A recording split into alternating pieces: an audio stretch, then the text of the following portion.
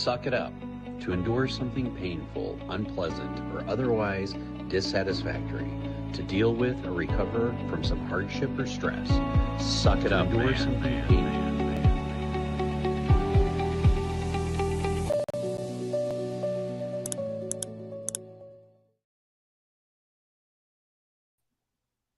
Well, welcome to today's podcast. It is March 11th, and 11th, we have some interesting news to talk about. So today we're going to talk a lot about poker, and one of the things I have not told Wayne about was about when I owned a 1966 Chevy Chevelle. And I just asked Wayne, I said, have I ever told you my Chevy Chevelle story? And he said no. So a good buddy of mine by the name of Mark, which Wayne might have met a time or two, once upon a time called me up and said, Josh, I need to borrow $15,000. That's a lot of money, Mark. I said, but I don't need to know why you need to borrow the 15,000, but if you need to borrow 15 grand, I need some collateral. And after going back and forth, eventually the 1966 Chevy Chevelle pops up, which he has. So I say, I'll take this as collateral. Now he does get it running. I had to put like $2,000 into it to get it fixed with some other things and get some new tires and I don't know, radiators, some other stuff, but I get it running and it becomes my daily driver. The reason why I'm bringing this up is because when my club got raided, I was driving this Chevy Chevelle, and it dawned on me when the Michigan Gaming Control Board officers asked me, they said, where's your truck? And I said, my truck? And they said, yeah, your truck. I said, I didn't take the truck today. And they go, where's your car? And I said, which car? And they said, the other car I own. And I said, I didn't take that one today either. And he goes, well, who the hell's car is that out there? The Classic. And I said, oh, that one's mine. And they said, give me the keys to it. Had I realized at the time, they were asking for my truck because I thought they were going to impound it. And I was fortunate that I did register it. So I got it insured and everything. But I think I used his plate, so it was registered in his name. Otherwise, they probably would have impounded the damn thing. But I'll never forget when my club got raided.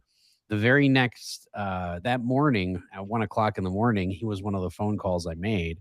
And I said, you need to come get your car. I said, I'm coming down tomorrow to deliver your car. Or maybe it was within 24 hours because I was worried they were going to impound my car because they took all the money out of the club. But that's my Chevy Chevelle story. I drove that damn car for about 3 months and then I got raided. And then I literally rented a U-Haul to haul the car behind us because it was having radiator issues. And I took my dad's truck to haul it downstate to bring it to Mark. And I'll never forget when I sold it back to him for the cash. I had a buddy of mine with me and he held on to the money. And I was so paranoid that I was being followed. So I handed him all the money. It was like $21,000 or something in a bag. And I said, guard this with your life. I said, if I get arrested, because I still hadn't been arrested yet, but the club was raided. So I thought, oh, they could be following me to try finding my other assets or whatever the case may be. And this car was obviously one of them. But it was one of those things where, yeah, I'll never forget handing my buddy 21 grand in cash. And then when we went to go to the casino just to play a little blackjack, I went up to him and I'm like, hey, like, give me 500, and he's like, I feel like I'm your Russian bodyguard. But the reason why I tell that story is because obviously some very unfortunate news. The lodge in Austin, Texas happened to be raided yesterday, which is a horrible feeling anytime that happens. I can tell you from somebody who has been raided. Of course, I was on site, so I had the pleasure of talking with all those officers, and things of that nature. And they were all pleasant to deal with, but trust me, it's not a good time to go through. It really defies you as a person. It makes you a nervous wreck. And the fact that it's all over the news is really unfortunate.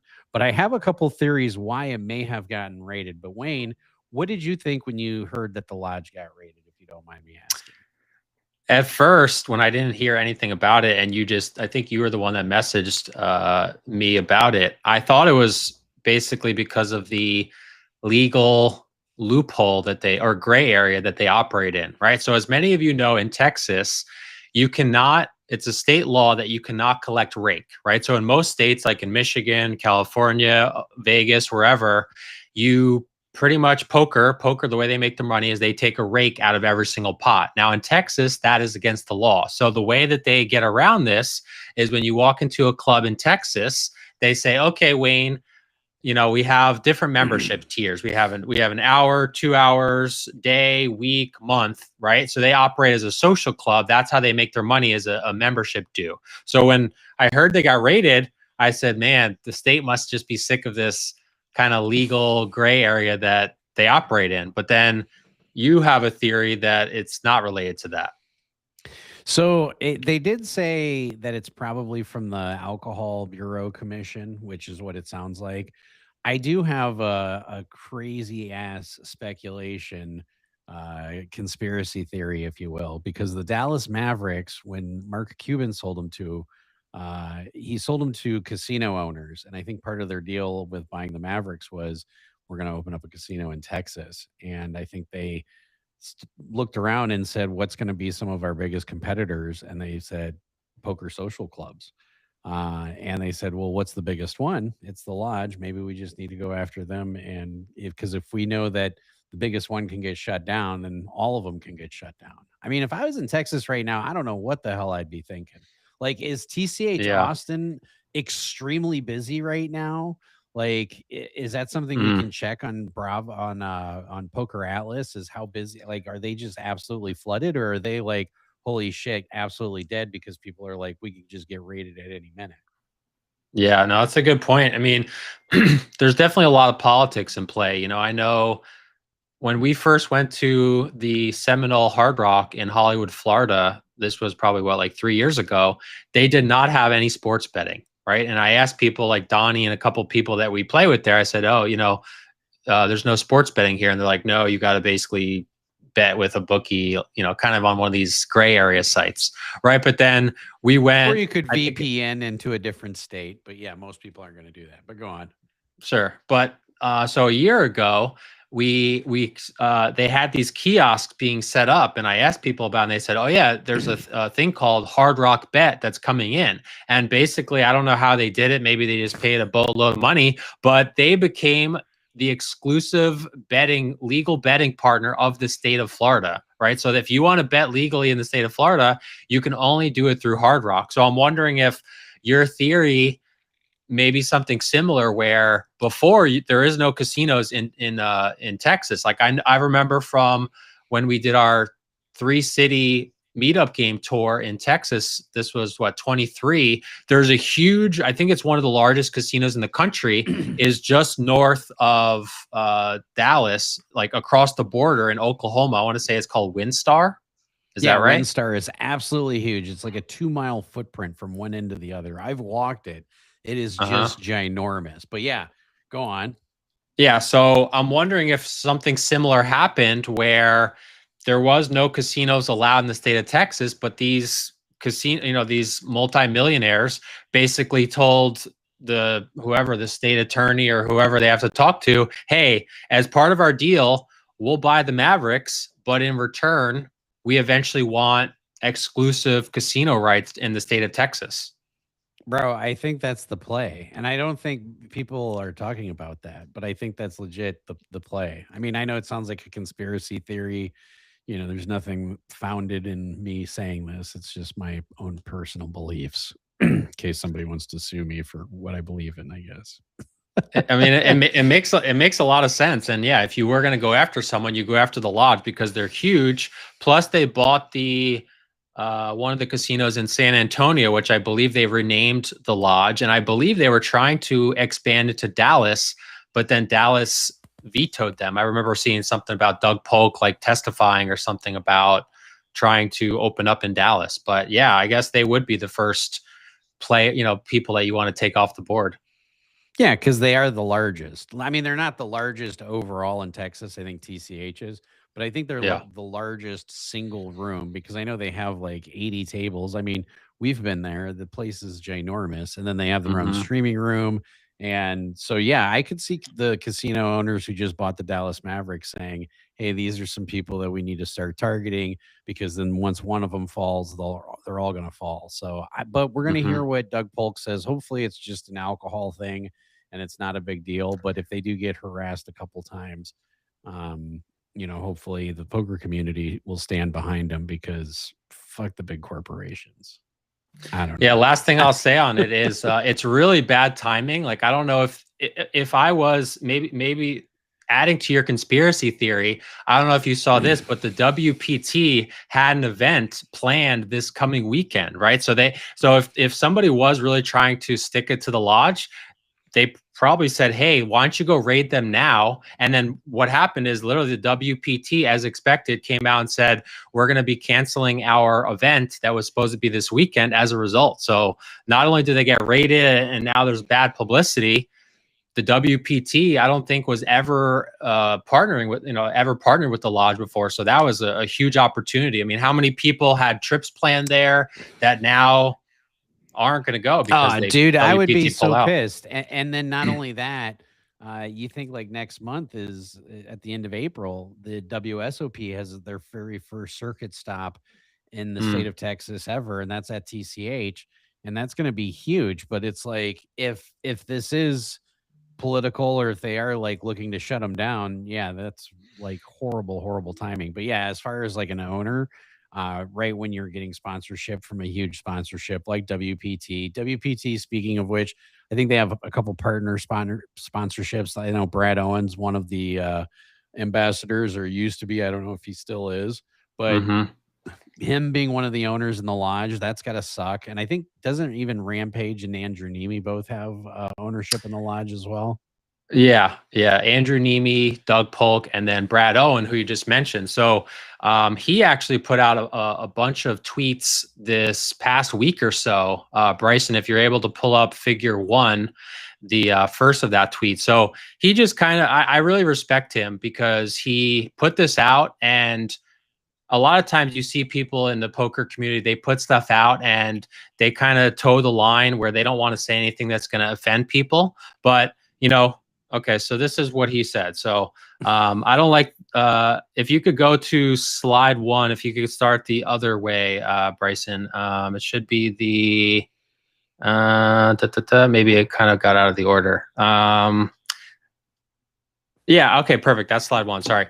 All right, so I actually had the opportunity to meet and play with Brad Owen last year, and it was random, right? Because I was playing a mixed PLO event, and I see Brad Owen. He's like, "Oh, table 93," and the dealer's like, "Yep, 93," and he sits down. I'm like, "What the heck? Like, what is Brad Owen doing here?" And literally, he told me and everyone else at the table that part of the reason he is playing these mixed events is because he's always wanted to win a WSOP bracelet, right? You and I both know, anytime we see people out in public, especially at the WSOP, what's the first question they ask us? Well, usually it's, what's the biggest pot you've won? But also it's, well, how many bracelets do you have?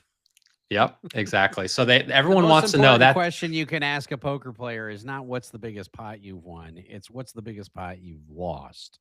But go on. Yeah. Exactly. So he pretty much told me and everyone else at the table that part of the reason he's playing these mixed game events is to try to bracelet hunt, right? You've seen this with Phil Hellmuth and some of these other pros, where Phil Hellmuth for years only played Hold'em, right? But then you've recently, the last couple of years, seen him play PLO and some different things trying to bracelet hunt, right? Because I took down some numbers. This was from last year. So the Gladiator $300 buy-in had over 24,000 entrants. The Mystery Millions had over 19,000 entrants. The Colossus had over 16,000 entrants. And then there was a Deep Stack that had over 6,000 entrants, right? So if you want to win a bracelet, you got to literally get through at least 5, 6, sometimes more people, right? Whereas if you get into mixed games, the 7-card stud had 377 entrants. The Badoogie had 534. The Raz, one of my favorite games, had 472, and the Triple Draw had 532. And those are all $1,500 buy-ins, which is pretty much the lowest buy-in that you get for these mixed games. So Brad basically is saying here that he's going through a major downswing, and part of the reason is, as I know, he's bracelet hunting, and he's playing games that he is not as well versed in, and he's really getting away from his bread and butter, which of course is cash games, 5-10. What do you think on that one there? So here's a couple of things that I'm going to say about him bracelet hunting. First of all, there's two things I tell all of my students. There's a couple of things I tell them, obviously, but the biggest thing is if you're going to play poker professionally, you're going to go broke at least once. That's one of the things I tell all my students. It happens to all of us. And I'm not saying that he's broke by any stretch of the imagination. He said he's won over $1 million, and he's still up $1 million even after he's had a 400K downswing. But chasing bracelets is a good way to be negative EV. And if you bink one, it's not. But you and I both know the long fucking games, the long days, it takes a toll on you. And if you're constantly doing it, you get numb. But it is definitely negative EV, just playing tournaments nonstop. So yep, he would have been better off picking like 2 tournaments that he would have just been polished on, like maybe Badoogie and Deuce to 7 triple draw, because they're very similar in the fact that they're both triple draw and they both have same bluffing components, except Badoogie's slightly more complicated, where you can force an opponent to pitch one. But yeah, he was bracelet hunting and he's losing $400,000. Okay. Hopefully he learns his lesson. Stop fucking bracelet hunting. Like, last year you told me, I'm going to focus mostly on tournaments. And I can't remember if I said to you, I hope you enjoy being broke, but I was like, dude, that is not a positive lifestyle. And yeah, you had a losing year, and you're like, and now you're getting back to basics. You're buying in for what you feel comfortable with. You're grinding cash until you have a win, and then you're bouncing when the game's bad. So yeah, he's chasing bracelets and he's lost $400,000. I think we've all chased bracelets and lost a fuckload less. Like I chased a bracelet and lost I think 32,000 2 years ago. So it happens. Yeah, it happens. And then if you can go to the next slide, Bryson, it's going to be something about he's talking about his identity. It's probably going to be that one. Yep, there we go. So losing his identity, kind of just a continuation from the previous one. And I was guilty of this, as you alluded to, where there's extra value, right? So if we win a bracelet, it's different from just like a regular person, right? Because we have the vlog and like people know who we are. And, I was kind of thinking like maybe we'll get more sponsorship deals. But at the end of the day, you have to balance like, okay, what's good for the long term and what's good for the short term, right? Like Brad, I believe he recently got married and they have a kid. And I believe she also had a kid from a previous relationship, right? So now he's got basically 3 other mouths to feed, right? So on one hand, he's saying, hey, if I win a bracelet, I've been in this game for a while. I've been one of kind of the OG vloggers. This will kind of give me some extra status. But on the other hand, he's got to say, okay, I got bills to pay. I got a mortgage. I got a young son now, right? So he feels like he's losing his identity, and I know exactly how he feels. So here's a couple other things I'm going to say, and this is another thing I tell all of my students. If you don't want to quit the game of poker at least once a month, you ain't doing it right. Like Wayne has heard me say that a lot, right? Like if you don't want to fucking quit it at least once a month, you're not doing it right. Yep. When it comes to losing your identity, basically he's just become a family man. Congratulations. The first part of my poker career was with a family, and that was super difficult. Now I have a unicorn, and if I'm like, hey, I want to go, she's like, see ya. And there's times when she's asking me, when's your next poker trip? But yeah, I understand he's losing his identity as far as losing, but we all have downswings. None of us are going to have nothing but positive upswings. And basically what it sounds like is he had a whole year where he lost because I guess he hasn't been profitable since like late 2024. So somebody said like a year or 18 months of a continuation of a downswing. Yeah. And that sucks when you're playing higher stakes, you know. Maybe it should kick you in the nuts a little bit and you take a step down. We've all had to do that. You know, there's nothing wrong with once upon a time you used to play bigger and now you don't. You know, it's called being a poker player. Yeah, and also he's learning games that he's never played before, right? So he even said, you know, I just kind of picked his brain a little bit. He said he hired some mixed game specialists to teach him some of these games. So there's going to naturally be a learning curve, right? He's played Hold'em pretty much his whole poker career, and the last year or so, he's decided to bracelet hunt and learn some of these games, but he's playing with people that have been playing these games for 15, 20, 30 years, right? So like obviously they're going to have a big advantage over him. Well, they are and they aren't. My biggest concern on whoever his poker coach is, and if he's not satisfied with his current poker coach, to look me up. But my biggest concern is whoever his poker coach is, has his poker coach taken no limit hold'em players and taught them mixed games?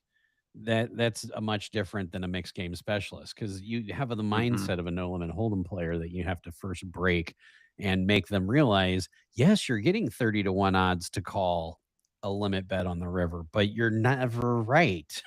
Like, ever. Like, you could be getting 100-1 odds. It doesn't matter. Welcome to limit, you know? Yeah.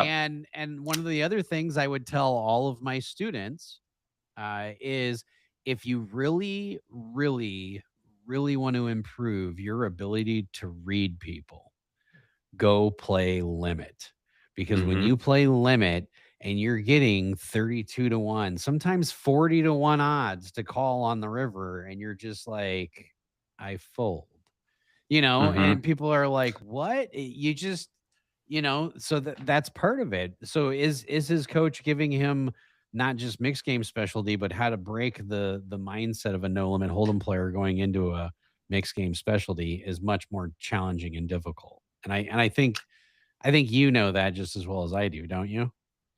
Yeah, and from seeing him play, there was definitely some mistakes he made, pretty clearly coming from Hold'em background, where exactly like you said, sometimes in Hold'em you say, okay, well, I'm getting odds here, I have to make the call because I only have to be right so many times. Whereas in limit or some of these games, when someone bets on the river in mixed games, most of the time they have it, especially in a limit format, right? Like very, very rarely. Like stud high low, and they're showing 6-4-3 deuce, you know, and then they bet the river, and you're like, I got a pair of nines, I call. Like, that's something you do in 1 to 5 stud, not in a $1,500 bracelet event, you know? Yeah, exactly. Yeah. And then if you could go to the next slide, Bryson, sorry, should be continuing. Yeah, there we go. So just like you said, he's become more of a family man, and you know, it's tough for him to relate to people, right? Because he's one of the OGs of vlogging. And I guess he also doesn't have, or I guess he doesn't agree with WPT. So I believe Andrew Neme's partnership with WPT ended recently, and you can see him alluding to that there. And one of them, WPT, made what I consider to be a massive mistake, which is Andrew Neme. So, yeah, he's balancing. You know, he now has a young son, which he didn't have before, but he also at the same time has a contract with the WPT, where we obviously know from having a contract with the Venetian. I mean, we were basically in Vegas like every month for a whole year, right? So that's probably part of what he's dealing with, where like his wife's like, hey, you got to be here to take care of your kid. Oh, I got to go to Oklahoma. I got to go overseas to some WPT event, you know? So like, that's what he's dealing with.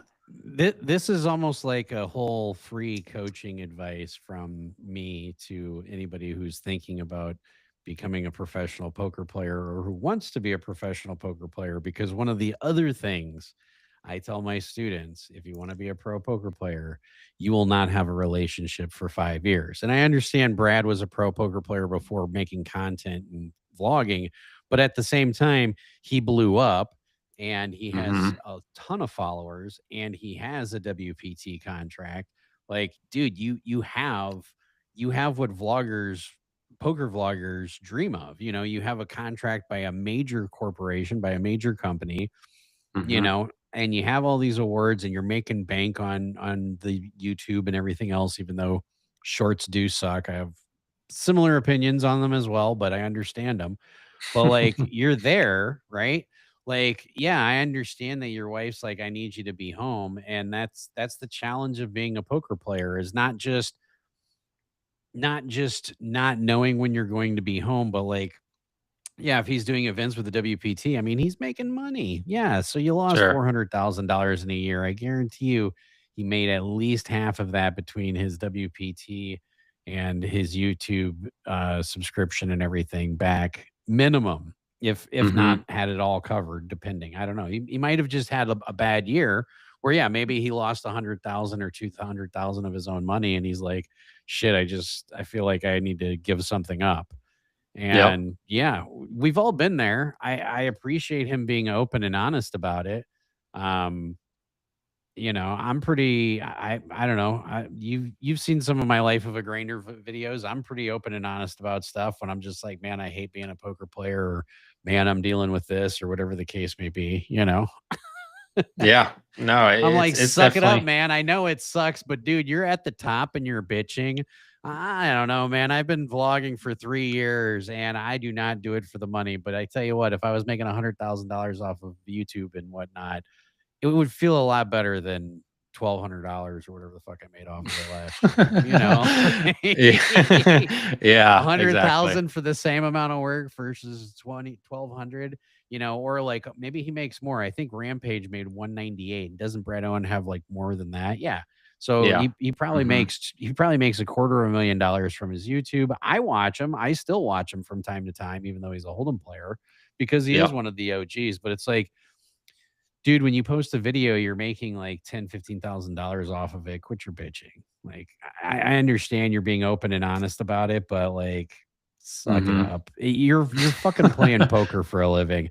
Like, we don't need somebody to be a whiny bitch. I guess I'll be the villain on that one. If you're gonna be an OG grinder, be an OG grinder and just be like, yeah, this sucks. I have to make a choice, and that's what I'm going to do. Okay, so you're going to spend more family time. That's totally cool. Like, the purpose of getting up to higher stakes and not fucking off $400,000, but the purpose of getting up to higher stakes is to actually play less poker. Like, I watched a lot of the Friends podcast with Matt Berkey, a shitload of it. He had like, I don't know, 5 years of episodes. I watched probably half of them. And the one thing he preached a lot is the higher stakes you go in, the less poker you play. And I'll say that probably applies. Like, there's times where I'll go fucking a week or 10 days without playing poker because I'm just like, I'm taking a break from it.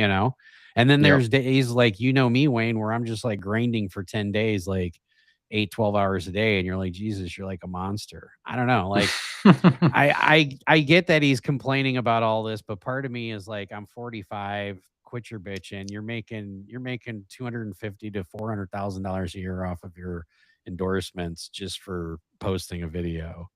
Like, you have first world problems, my friend. Yeah, I understand the wife is bitching at you, and I don't know. Like, I'm at the point where that's why I have a wife, and she became my ex-wife, and now I have my fucking unicorn who's my wife.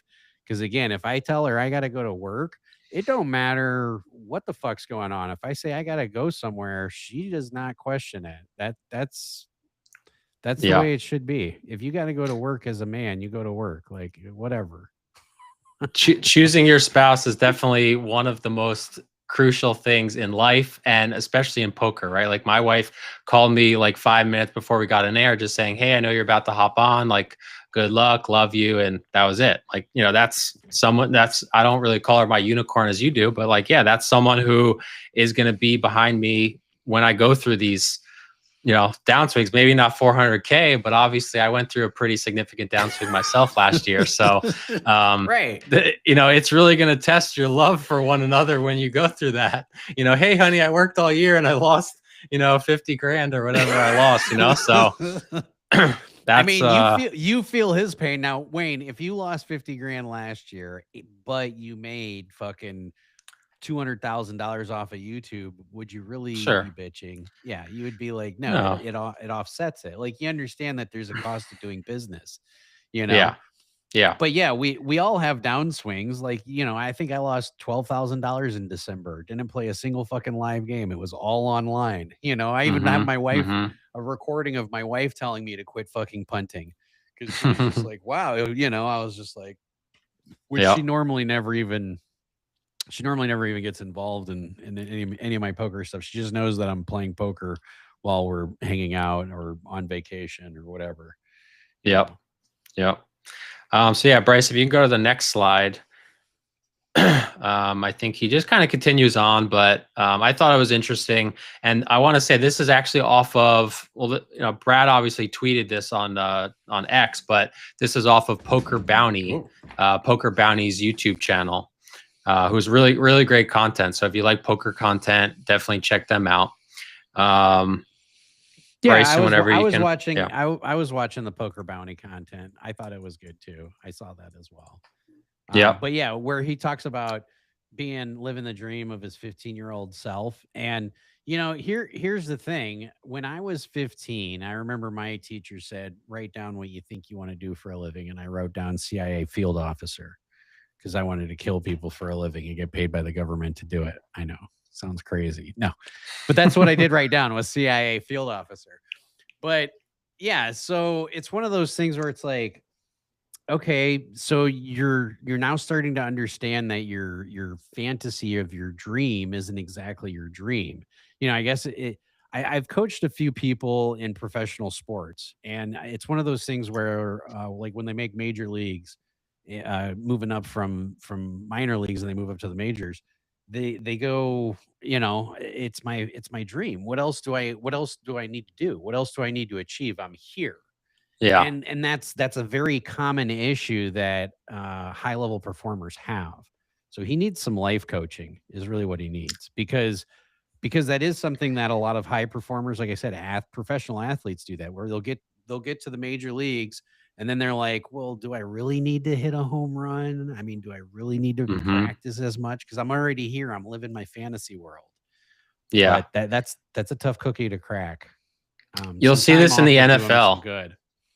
Yeah, you'll see this in the NFL quite often, where most of the time people's second contract is their biggest, right? Because the way it works is you get drafted, and then based on where you get drafted, you're pretty much slotted. Like if you get the number one pick, it's going to be like, you know, 30 million, then all the way down, right? So your first contract, you're kind of limited on what you're going to make, but typically your second contract is going to be where you make the most money, right? Because you're typically like 26, 27, where you're still considered young, but you're in the prime of your career. So typically people's best seasons in the NFL is going to be in their final year of their rookie contract. Why is that, right? Because they know that if they have a really good year, then they're going to get paid huge in free agency the next year. And then what happens, you see a lot of players, they'll get the huge contract, you know, $100 million.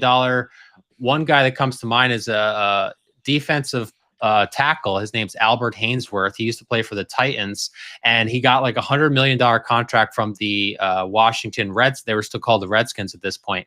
And like, he didn't really do anything. And it happens to a lot of players, right? Because he worked, a lot of these players play football since they're like young kids, and he got the $100 million contract. He doesn't have as much motivation to go out there and like push through all the BS as he did before, because he just got paid, right? So maybe Brad's kind of seeing something similar where, I mean, he's literally at the top of the poker world. I mean, he's arguably the most famous poker vlogger. He got a contract with WPT.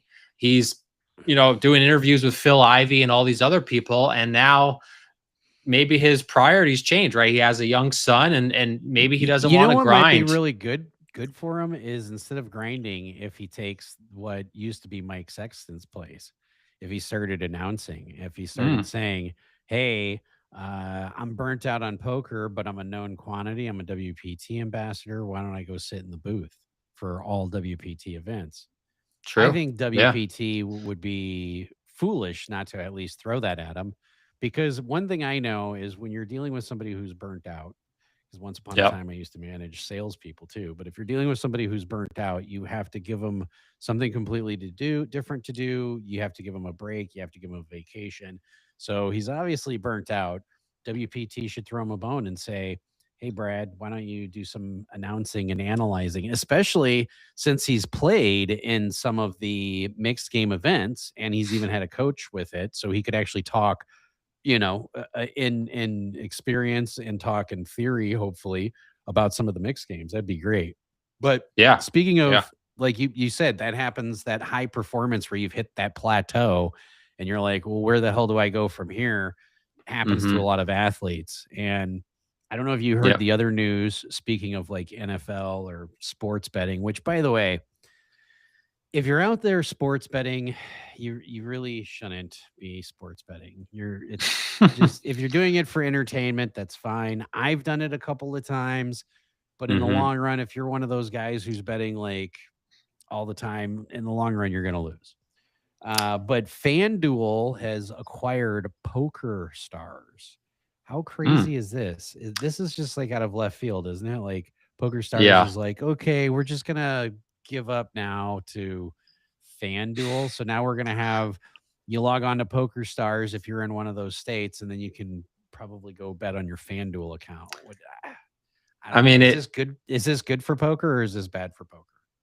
It's definitely bad for poker, but it makes sense considering the climate we're in with I feel like half the advertisements you see now are for some kind of betting site, right? Like, this is another thing Brad had a slide on. He said that there's always a temptation to accept any random sponsorship deal that you get with poker, right? Because Brad obviously makes quite a bit of money, but for someone like me or you who doesn't have nearly as many subscribers, we don't really make much off of YouTube, right? I've told people this probably and I've mentioned on the podcast before. I pay my editor $50 per video he edits, and I maybe make 30 to 35 bucks back. So a lot of times I'm losing money on my videos, right? But where you hope to gain it back is, meetup games we've done. We had a deal with the Venetian, like you hope to get some kind of sponsorships. But when you're in the gambling industry and you do poker, the number one thing that I've received offers on, and Brad is the same way from one of his other slides we didn't cover, is you get random people like that want you to promote their gambling site. And I don't think it's great overall, because you and I both know, we know a lot of people that fall into this bucket where they're crushers on the felt, but then their leak is baccarat and sports betting and other degen shit like slots, cocaine, or whatever it may or be. Hookers. Yes, that too. Yeah, yeah, exactly. So, there's a temptation to, like, on one hand, like, hey, they're going to offer me a boatload of money to promote their random gambling site. But on the other hand, like Brad alluded to in one of his tweets, he said, like, I can't sell my soul and promote these products when I don't really believe in it, and I don't think people are going to win. So that's the dilemma that you kind of fall into. I mean, when you look at like the #1 Twitch streamer is promoting like a gambling site, and you look at Drake is now endorsing some gambling site. Drake gets paid more by endorsing that gambling site than he gets paid by his records that he sells. As crazy as that is. So you'll see Drake do like $5 million bets where he wins and he goes nuts and all this other shit because he's promoting that gambling site. Dude, all of these gambling sites, they're not good for the poker community. They suck the fish out of the poker community. And I understand the appeal. Somebody's like, oh, I want to go bet $2,000 on XYZ game because I could just sit here and watch it and make $2,000. Well, no, you could splash it with me. Get it in blind. It'll be fun. You'll have a story. Let's do it that way. I don't know. They're not good for poker. Like, don't sports bet people. I've had the same thing where you get the Kalshi or the sports betting endorsements. Speaking of which, we're endorsed by yeah. Use our promo code, please. But yeah, Kalshi is one that's been huge, right? And there's obviously a lot of moral dilemmas with it, right? Because me and you have talked about this on political elections. And I said to Wayne, I said, we should do a thing where I run for political office and I just fucking tank it on purpose. Like, I knock on people's doors and like tell them don't vote for me. I'll tell them all go to Kalshi and bet on the other guy winning. And then you and I just put down like our whole net's worth on the other guy winning. Like they need to stop allowing bets in elections. And as somebody who likes to gamble and do flips and DJ and shit like that, you should not be allowed to bet on elections. They need to make that a fucking law in Congress. I'm a firm believer of that. You can't allow that because eventually it might not be corrupt because we're like in year 1 or 2 of doing it. Really, I know we're like people did it back in 2016 too. But I mean, it's becoming more common and more normal. People will say, "Oh, the Kalshi market predicts this is the winner." You know, during a fucking election, we need to stop. We need to make that illegal. That's my horse. Not only is it bad for poker players, I think it's bad for humanity overall, right? Because I mean, I like to give you some background. Like my sister has never gambled, right? But like recently, in the last couple months, I think I mentioned this on the podcast. She messaged me like a couple months ago, and she's like, "Hey, one of my friends like bet $20 and like won $1,000. Like this is amazing." And like I was like, okay, like, and then I basically found out that it was like a 10-team or 12-team parlay, right? Which obviously the odds of hitting those are like, I don't know, less than 1%. But, you know, those are the only things you see online, right? Like people aren't going to tell you, oh, I've been betting 12-team parlays for 37 years and this is the first one I hit. They're going to say, oh my God, I bet $20 on a 12-team parlay this weekend's NFL slate, and now I won $2,000, right? And it's becoming so mainstream now that you're seeing it everywhere, and you're seeing people like my sister who's never gambled say, oh my God, like I'm thinking about putting money on this site and like, you know, betting on this, and it's not great. No, it's really not. I remember when I was in St. Louis, I once bet with one of my bookies by the name of Sweaty. I bet $1,000 on the Notre Dame Boston College over, and we argued for about 5 seconds, maybe 10 seconds over a half a point. And the over under was 41.5 or 42. Finally, it was like, oh, 42. Okay, whatever. So I booked the over, and the final score, I shit you not, was missed by an extra point. It was like 29-13 or 29-11 or 29-12 or some shit. I missed it by one whole point. That half a point cost me $1,000, and I was just like, why do I bet sports? Like at that point, I realized you just have to do it for entertainment. If you try doing it for a living, you're just going to run your head through drywall. Yeah. So don't do that, you know. But if there was a sport that I could bet on, I would definitely bet on a boxing match between DePaulo and Rampage. What do you think about it? We're going to cover all the topics today.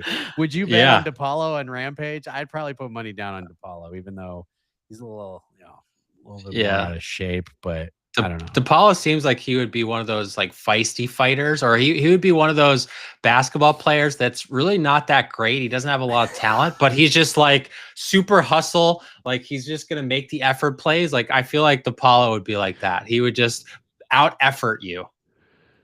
Yeah, that's kind of how I feel about it. So yeah, what did you think about first of all, did you see DePaulo's video that he posted yesterday or the day before about Rampage? And did you see what Rampage was pissed off about? Yeah, something to do with, there was a Chinaman comment, and you know, he said something like sweet, because he mentioned, say, like 3-4 years ago that he actually had more subscribers than Rampage. And then he was like, oh, well, Rampage got bigger than me because he's got sweet Asian skin or something. I don't know. Well, here's the other thing. The day before Rampage tweeted this, he did an Uncle Roger impersonation short that had like 300,000 views on it. So Rampage is saying, don't be racist by calling me a Chinaman or calling other people Chinamen. And then he's like doing the Uncle Roger voice, the Asian voice, which is pretty fucking racist. And it's like, what? Like, this is just like, I don't know. Is he's a Zoomer, right? Is he a millennial? I don't know, but I'm just like scratching my head going, this is part of what we're dealing with here.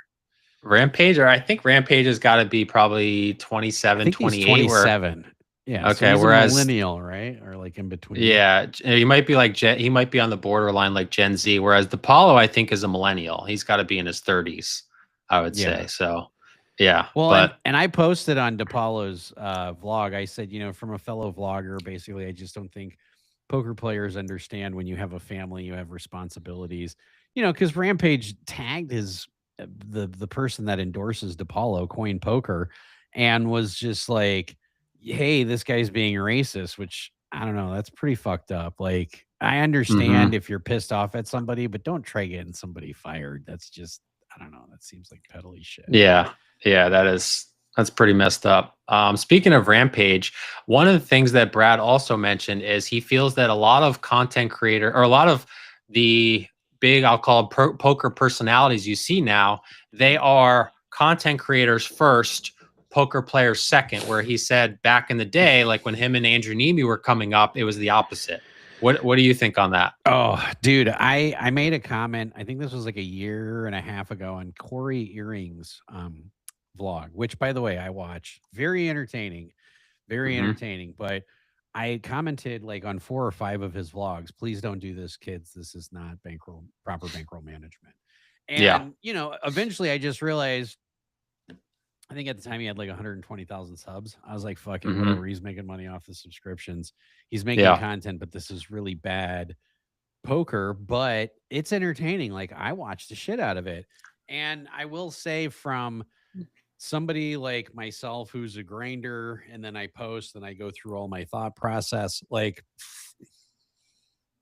there's a few things that you're going to do for the vlog, but in all reality, after you've been doing it for a couple of years, you're like, I'm not necessarily doing it for the vlog anymore, because I understand, or at least in our perspective, making $20 off of a video is not going to repay me the $800 it's going to cost me to make this call. Yeah. That just comes with maturity. But I think, like, when it comes to Corey Earing, and I hope I'm not butchering his name, but when it comes to Corey, he is a great content creator. I mean, his stories are entertaining as fuck. I don't watch him for the poker, because if I did, I'd stick my dick in a pencil sharpener or read my head through drywall, because some of the shit he goes through, I'm like, dude, if somebody plays like an exploitative play against or style against you, you're going to get annihilated, because if you've watched enough of his videos, you know how he plays. So there's an easy way to counterplay it. But I'm just saying that I love his content, though. Like, I think the stories are entertaining. He does little animations. I tried figuring out how to do that. Fuck that. I'm 45. Good luck. Not going to happen. Okay, boomer. Yeah, there you go. I'll be the old school guy on that one. I'm totally okay with being the boomer in that one. Because, I was like, what the fuck does he do these animations? And I'm like, oh, fuck it. It's going to take too long to figure that out. I see both sides of the coin, right? So I definitely have content similar to Brad, where like I put it out and I want it to be, it's going to be entertaining, but I also want it to be educational. I want people to be able to learn from this, right? I think my style is a little easier to learn than maybe say your style, right? Where your style is more exploitative. Not to say that you're not profitable, but like I would have people message me and say, oh, like Professor says, hey, like pocket nines are better. And I'm like, yeah, I mean, if you're Josh who's been playing for years, you can figure out how to play pocket nines. If you're a brand new player, you're not playing pocket nines, right? So I think I can see both sides of the coin, right? Where like Rampage, for example, he says, okay, it's an investment. He says, if I punt off 30K on stream, like obviously that's not great, but if I gain another 10K subs and then I make the money on the back end from endorsement deals, then is it worth it, right? But at the same time, are people watching that and say, oh, well, I saw Rampage shove all in with Jack 6 offsuit. Like, why not? This guy's, got however many thousand subscribers. He's got a deal with WPT, right? So there's that balance of like, okay, are you putting it out for entertainment, or is it also detriment to the poker community? So here's what I'm going to say when it comes to Rampage, and this is a compliment, but what do you think was a bigger accomplishment, when he jammed all in with just an ace high into 3 queens when the board was Queen Jack 10 in the first $1 million Baker game? Because I will tell you, I think he jammed in for like $600,000 or something effective. I mean, you want to talk about a huge pair of balls, fuck it all, I'm here to show the world what I can do. He should have retired after that game. and done like Pokemon or something, you know? I mean, because he would have forever been known to the guy that jammed with that. And because that does take a huge pair of knockers to do that, right?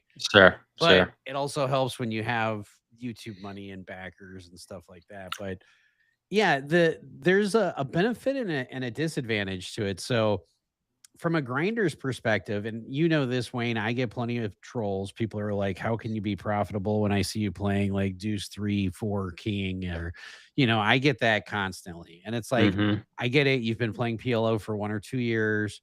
Maybe you've been playing for 4 years, or maybe you've been playing for 15 years, but you aren't ever playing deep stacked, or there's other things that people don't see. But in any case, overall, I'm a profitable player. Not that I have to justify that, but content creators like you see Greg Goes All In, who I love his content, you know, losing player overall, Rampage, losing player overall. I don't follow Wolfgang enough. I do follow him, but I don't know if he's a losing player overall. But my guess is most of the big name content creators are probably losing players overall. And then you look at Brad Owen, who's probably an overall winning player, right? And he's used to grinding for a living. That's why he started his vlog, where it's kind of like me, where I'm grinding for a living. Like when you're doing it for a living first and then vlogging second, you take things a little bit differently. You know, I think you get burnt out on different things. Like I'll get burnt out on playing poker faster than I'll get burnt out on making content, even though I don't mind making content. But there's times like if I know I have a bunch of losing hands, then it's going to be like, oh, I got to edit this. But like, even when I was sorting through all my videos, you know, I see there's one no limit Hold'em hand I have, which I never play no limit Hold'em. And of course it's like a $7,000 pot while I was waiting for PLO. And I'm like, Jesus, that's going in the video, I guess. But,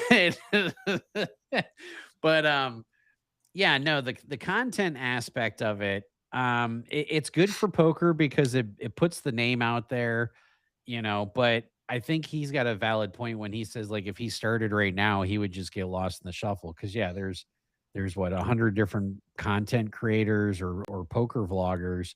There's like 4 of us that do Pot Limit Omaha. Everybody else who dabbles into Pot Limit Omaha dabbles in for a little bit and then they dabble out. They're like, yeah, screw this. Trying to remember all the cards and I don't know. Yeah, I don't know. I mean, I do have my diehard subscribers who are like, I love your Life of a Grinder videos. They're like, I absolutely love them because they give me real insight to what you think. And honestly, I'm surprised I don't have more people watch the Life of a Grinder videos, but you know, that's my you know, creativity creation. Yeah, I think that like Wolfgang is a good example. I've met the guy in person. I don't really know his game that well, and he's a cool dude, younger kid. I think he's like probably 23 or 24 or something. But the fact that Wolfgang has more subscribers than Brad Owen, that tells me a couple things. One, it tells me that poker has changed and really humanity in general has changed, right? Like shorts have basically taken over because everyone's attention spans are shot, right? So I think one of his, I remember Ike Haxton making a comment about one of Wolfgang's shorts. I think Wolfgang's short has like 30 million and it's probably got like 50 million at this point, but it's basically just like a very basic generic hand. It's like pocket jacks versus ace king. And he made a comment, he goes, why is this video so popular? And it's basically just a very basic hand, but I think it's more so the short form content is just taking over. Whereas Brad is a little bit old school where he hates the shorts, right? Because I don't know. I find myself sometimes getting lost in these shorts and like doom scrolling. And I know you do it sometimes and my wife does it. And I tell her not to because I don't think it's great for humanity's attention span and really great overall to be like just consuming and doom scrolling these short form content. So like I tend to prefer the long form content, but I do understand that it's a double-edged sword because people's attention spans are shot, right? So if you want to grow and make money, you have to put out shorts, but I don't really know how much people are benefiting from these shorts. Well, you know? So like here's what I've been doing. I've been putting out a short every day for I think since like January 15th or something like that. And I've been pretty religious about it. I've got them scheduled, I think, all the way through the end of March. But I make a long content video, and then I can easily split them into like 7 or 8 shorts, and then I make those all of my shorts. But I will tell you that it's kind of, I don't want to say annoying. I mean, I have 3 or 4 shorts that are over 100,000 views, which is pretty cool. But it's like, why can't my long content get that? You know, like a 2-minute short of me raising and then 4-bet jamming with ace, king, queen double suited gets 120,000 views. But then me telling people like, don't fuck off all your bankroll money on sports betting, or, you know, just like some other good life advice or even poker advice. Oh, 700 views. You know, it's like, that's where our society values things. But, you know, you do the shorts to build the brand, because I know all my subscription counts have gone up since I've been doing the shorts. And then you do the long content, hoping that some of the people who are watching the shorts pick it up. But I can see where he's going, where he's like, I don't know if if he says, I don't know if I want to be a part of this anymore. I can respect that. But that's when the WPT should definitely be stepping in and saying, hey, bro, be a fucking commentator and we'll give you whatever $400,000 a year contract just to commentate on poker. Like, how hard can life be at that point? Then you can play when you want. Like, while you know what I mean? Like, that's how Mike Sexton used to do. I don't know. Yeah. I think he would be a good candidate. I don't know if he necessarily has as much personality for commentating as, say, somebody such as Joey Ingram or one of those people, where Joey's like pretty funny and he's got like a really good personality, whereas Brad is kind of, I guess, more vanilla. So I don't know if he would be maybe as good of a candidate, but no, it's definitely a good thing to consider. Regarding the I'll shorts, throw my hat in the ring if WPT's watching. You guys can always hire me as somebody to comment on all the games, and I won't hold anything back. Tie-dye hats are required. That's the only requirement. Yeah, there's nothing wrong with that. Oh. Yeah, I was watching a video the other day, and the guy says, he asks a question. The first thing he says is, do you remember 3 of the like latest shorts that you've watched? And I've watched, so I don't watch as many shorts as other people, but like I didn't actually remember any shorts that I watched. But he says, okay, now do you remember 3 of a long form content that you've watched? And one of them was the poker bounty video with covering Brad Owen. And then this other video that I'm referencing was one about how short form content, he made the case that short form content is actually making you stupider, and it's actually like decreasing brain activity. And because you're going through it so fast that you don't even remember what you're looking at. And I actually went on a rabbit hole after this, and I looked up Gen Z, and it said on average, there's different sources. It says a Gen Z person who's roughly like 20 to 27 right now, they watch on average anywhere from 2 to 4 hours worth of short form content per day. That's pretty insane, right? If you think, okay, there's 24 hours in a day, if you're sleeping 8 of those hours, you're awake for 16 hours. Let's say you're watching 4 hours. That's basically 25% of your waking life that you are spending on short form content, which cannot be good, right?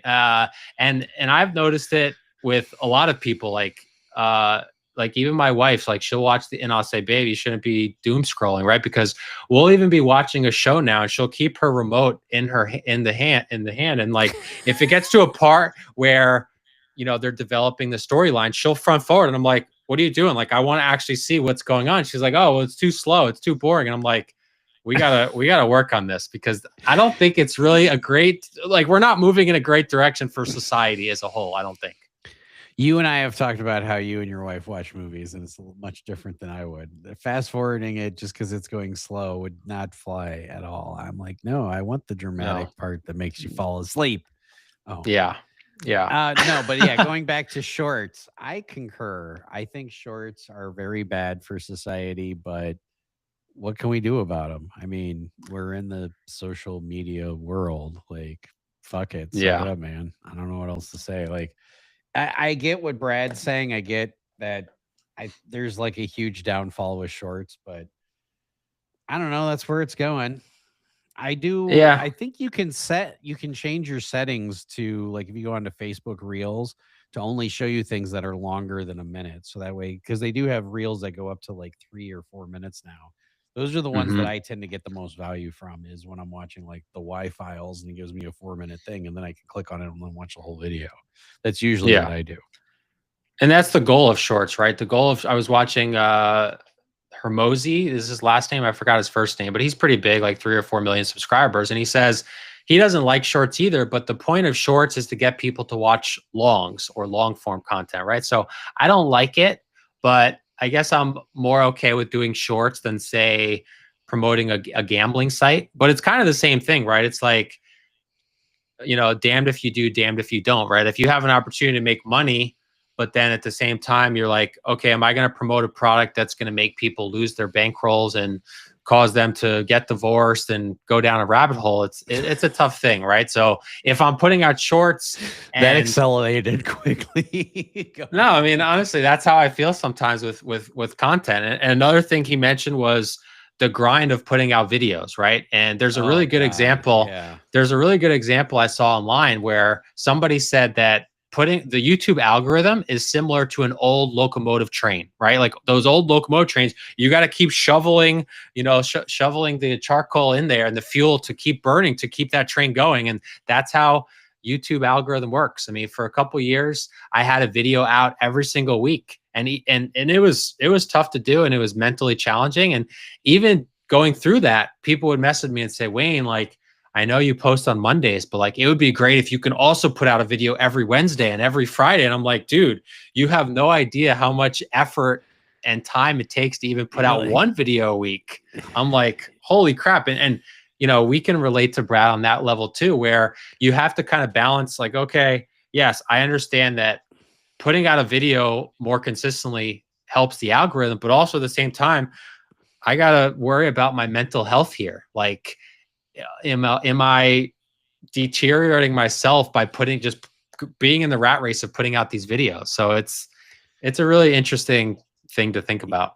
Yeah. So if Brad Owen's listening, here's my prescription for Brad Owen. 1, make sure your poker coach is somebody who's coached people from No Limit, moving them over to mixed games so they can break you of that habit. 2, Brad, take a fucking break.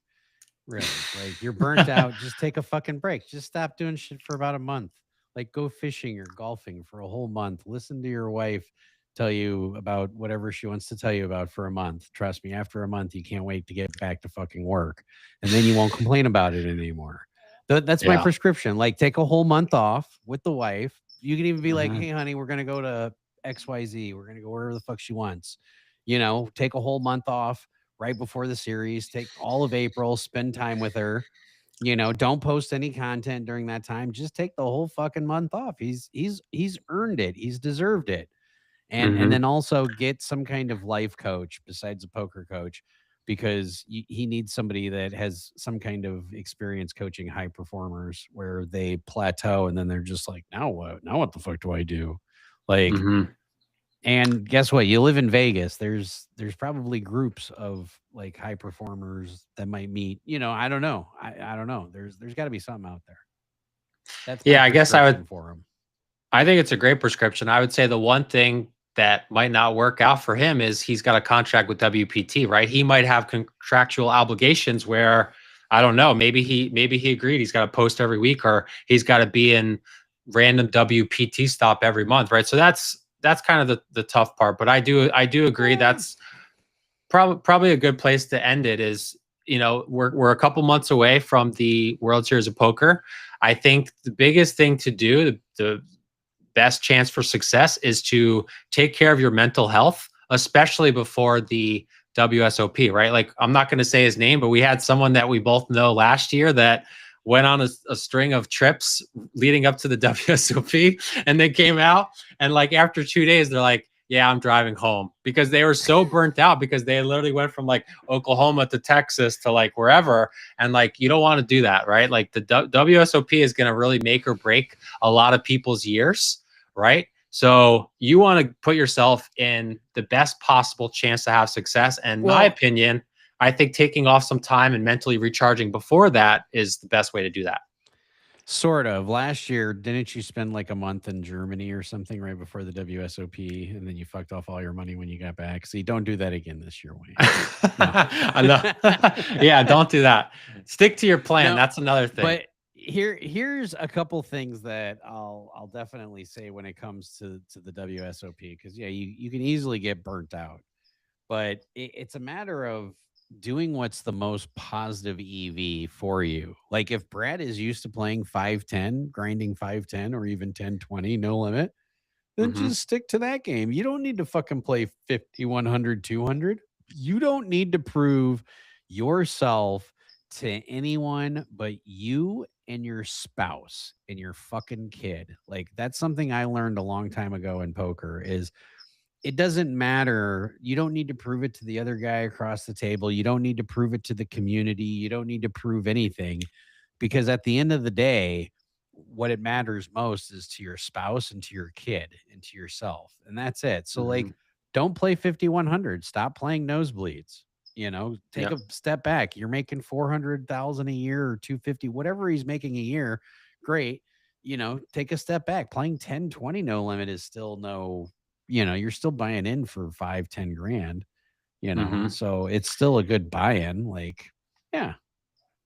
Yeah, I think that's great advice. I was actually thinking about that earlier before we came on the air is like the last couple of years, I've basically wanted to, I don't know, prove to the community like, hey, I'm a great player by winning a bracelet. And I was bracelet hunting, but really the person you have to look in the mirror every day is who you have to prove it to. Like, so that's my plan this year. And the biggest thing is for me just to stick to it. As I mentioned last week is I'm going for the plus EV spots. If I think it's cash, which I do think is probably the best place to play the 125 Big O at Paris, that's what I'm going to be doing. If I think, hey, there's a really soft tournament, maybe a couple $100 buy-in, some of these at the Orleans, some of these other places where you'll tend to get more recreational players who don't really know what they're doing, then that's the play I'm going to make. But yeah, don't try to, you're never going to make everyone happy with your decision. So you got to really focus on yourself first. You do have to do things that are the most positive EV for you. And I think when you're playing at the World Series, a lot of people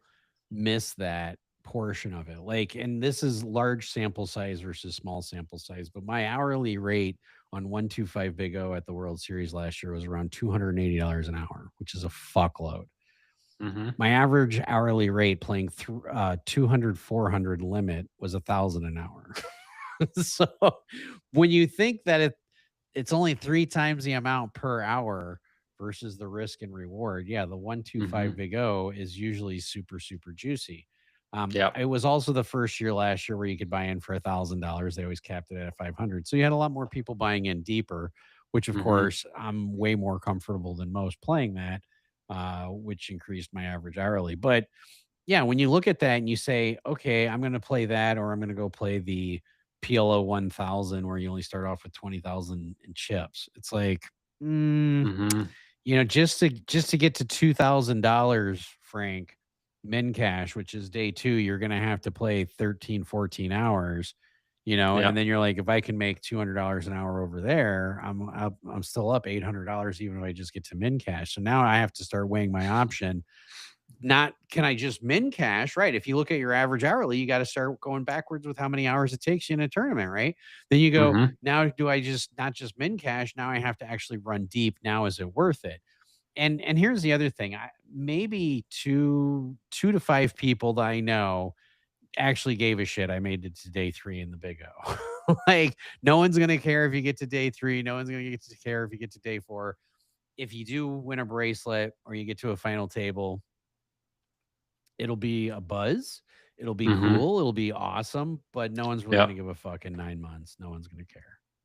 Yeah, that's why exactly what you need to do is whatever in the most positive EV for you. And same thing with Brad. Like that's if him taking some time off, like, yeah, don't chase bracelets, bro. Like people go broke chasing bracelets. That's for sure.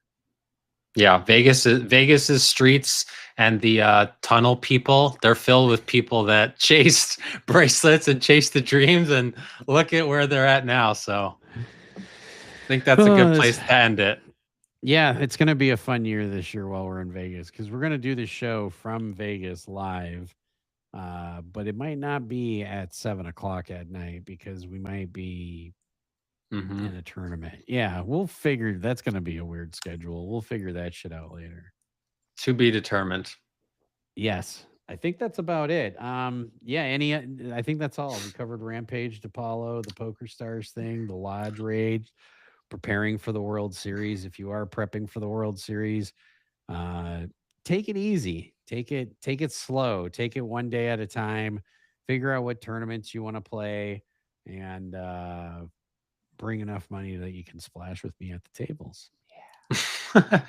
And last thing, if you want to be a guest, let us know. We'll have our email attached, and let us know what kind of content you want. Obviously, we've done all different kinds of things. We've talked about mental health. We've talked about divorce. We've talked about suicide. We've covered a lot of different things. Recently, obviously, we've kind of got back to our bread and butter, so to say, in poker. But really, we're open to feedback. So let us know what kind of content you want, and we'll be happy to take that feedback into consideration.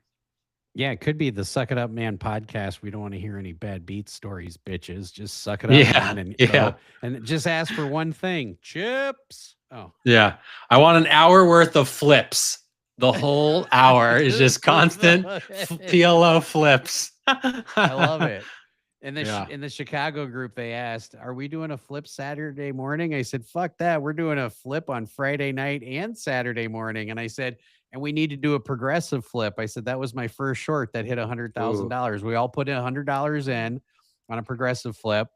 We all did a flip, and then whoever won the flip had to bet that amount, and then the next people could call or fold. So there were 6 of us in the flip.